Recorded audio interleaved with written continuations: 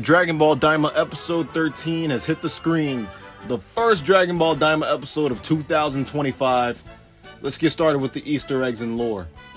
Goma and Deges plan to disable the Warp Sama to keep Goku and the others from coming to the first demon world, and this is the first instance of someone mentioning the warps can be disabled, which ends up happening. When the heroes crash land, they land similarly to Goku, Pan, and Trunks from GT episode 3. And the area they land in is similar to Planet Monmouth from GT episode 6. Everything is so giant looking. Goku even eats an apple, which may be an homage to Goku having to fire a Kamehameha, which was lodged in an apple the giant ate, which then got stuck in his tooth that Goku had to use a Kamehameha to blast out of his mouth.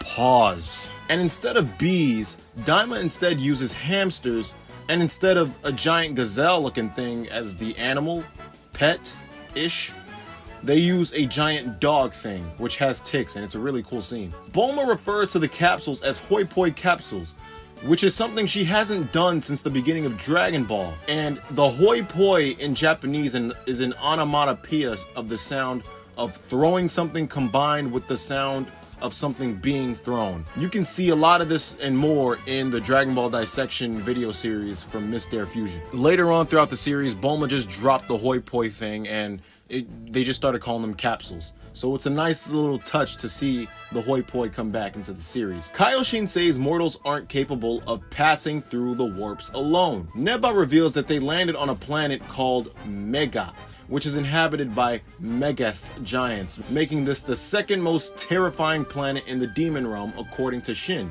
So much so that the gendarmerie don't even come near it. The glowing light from the ship is called Magi Light, which powers everything and is vital for keeping the ship in the air. This obviously doesn't exist on Earth. They also react with acidic water to produce energy that can last for 30 years. These rocks are also very valuable. Acidic water seeps from the third demon world, causing a continuous shine, and the top of the second demon realm / the bottom of the third demon realm is also made up of Magi Light. Depending on water composition, the sky also changes colors. Also, there is a lot of Magi Light in the demon realm, but the Supreme Demon King controls it, so taking any is punishable by death. Not only does the Megath child remind me of the giant from GT, but he also looks similar to the barbarians from Dragon Ball Super, which is what the rest of his race also looks like. He also looks very similar to Botamo from Super, so that's one thing. Also, it's funny that it's a child because in Dragon Ball Z filler from the Buu arc, Goku and Vegeta ran into worms in Buu's body, which also happened to be children until their dad showed up, which I covered in a previous video. Check that out, it's in the card above, in the right. The giant boy was eating fried kraken tentacle, which makes them look like ordinary fishes on that planet, kind of like calamar or something. Goku hits the Kamehameha in this episode to keep the ship from getting destroyed, kind of like he did in GT to dislodge the Dragon Ball from the giant's mouth. Goku also has a scene with the giant in Daima just as he did in GT. He also transforms as well. The giant tries to squash Goku like Nappa tried to squash Gohan, but just like Nappa did, he failed as well. Even though the Megaths are ridiculously powerful, they're very laid back, which keeps them from wanting to conquer the demon realm, which makes them very similar to the Namekian counterparts of the same second demon world. There's an even scarier planet called Giga, and the Gigaths inhabit that planet, which spells out the pun for you. Mega, Giga, things of that nature, which is why words like gigantic exist, ginormous, is that even a word? But you know what I'm talking about. They're just words for enormous. And even GT used this, which is basically what this episode was kind of an offshoot of, with the planet Monmouth, which is a pun on mammoth. Just things that are large in nature. Those are the Easter eggs for Dragon Ball Daima episode 13. Dragon Ball Daima episode 14 Easter eggs. The intro about the Dragon Balls was heavily abbreviated, letting you know this episode was gonna be packed. As you could have guessed by his first appearance, King Karan isn't rich despite being a king, which is why he has to steal a ship to go to the first demon realm. Not after this episode he doesn't. Goma called the Kempe Tokusentai as his contingency plan in case his first plan failed, just like Frieza did on Namek with the Ginyu Tokusentai, which is what these guys are parodying but both them and the Ginyu are parodies of Super Sentai, typically 5 different colored warriors. The Kenpei Tokusentai are introduced in the same over-the-top fashion, and Goma's expression afterward when he blushes is identical to Frieza's when the Ginyu had first arrived on Namek. There's the Commander or Captain Kadem, number 2, Daima, number 3, Hylia, number 4, Mashim, and number 5, Gaimoi. They refer to themselves as super elites. I found this interesting because Vegeta and Nappa were referring themselves as super elites, but this was before Vegeta was revealed to be the Prince of Science, so that's the reason. Well, they still were super elites, but that's why. This is how the warp looks when disabled. You'd think it'd be belly up because that's how fishes look when they're dead. Like I said in months back during the trailer video that I made for Dragon Ball Daima and in my episode 11 breakdown, it is Neba who summons Dotorus with his incantation.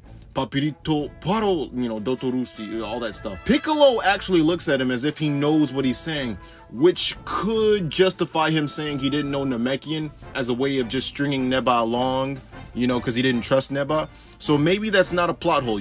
We might find out in the future in the next few episodes. Instead of summoning a dragon though, what Neba does is breaks down the light barrier between the demon worlds he created in the first place. Also, this is similar to what Piccolo and Dende did, opening a portal to get Goku out of hell so he could fight Super 17 and GT. Even the tunnel without the shield looks like the portal that the 2 number 17s made from episode 42 of GT. He created the barriers because the second demon world was in chaos. Ruffians from the third demon world and arrogant fools from the first demon world would disturb the peace with the second demon world. And this is one of the reasons the Namekians left the demon realm for the outside world. So Neba created the shields to prevent passage, so the warps were implemented to facilitate travel. But travelers ended up decreasing anyway, and things quieted down from there. These guys in black must be members of the Kenpei/Gendarmerie. Look at the logos on their chest, and they also have belts similar to Dabra's, or Dabora's from the English dub. When Goku gets everyone pumped to go to the first demon realm,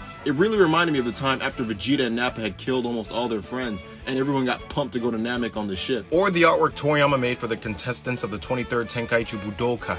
This episode was the latest that Daima's eye catch ever appeared. It was around the 15-minute mark of the episode. Tokusentai number 4, Hylia, likes trash salt flavor of his chips the best. Glory Hole mentions the first demon world had a small sun-like sphere that orbits the world. He says the sky should be around 60 degrees Celsius during that time of day, which is 140 degrees Fahrenheit. I wonder if those two numbers are indicative of something else. The way the plane crash lands in the first demon realm is so similar to the space pods blasting through surfaces of planets when they crash land in Dragon Ball. This episode ends similar to how Dragon Ball used to end episodes back in the day, with the artistic cliffhanger art to close out the episode. Those were the Easter eggs for episode 14 of Dragon Ball Daima. Dragon Ball Daima episode 15 Easter eggs. When everyone separates from the guns, they do it with their respective travel teams, the ones they came in with in the series. The guns work kind of like the finger blast from BoJack's crew when they use the electricity things on Gohan and Trunks and the others from movie 9.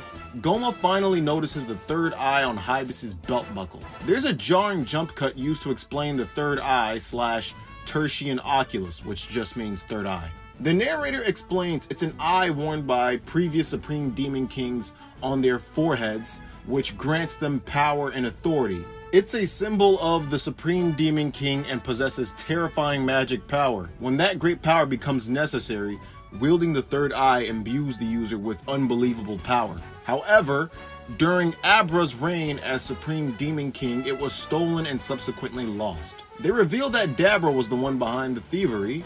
This throne resembles the Grand Elder's throne, and that throne resembles Demon King Piccolo's throne, which does make sense because the Namekians are from the demon realm. It's amazing how they tied all this stuff into Piccolo's throne.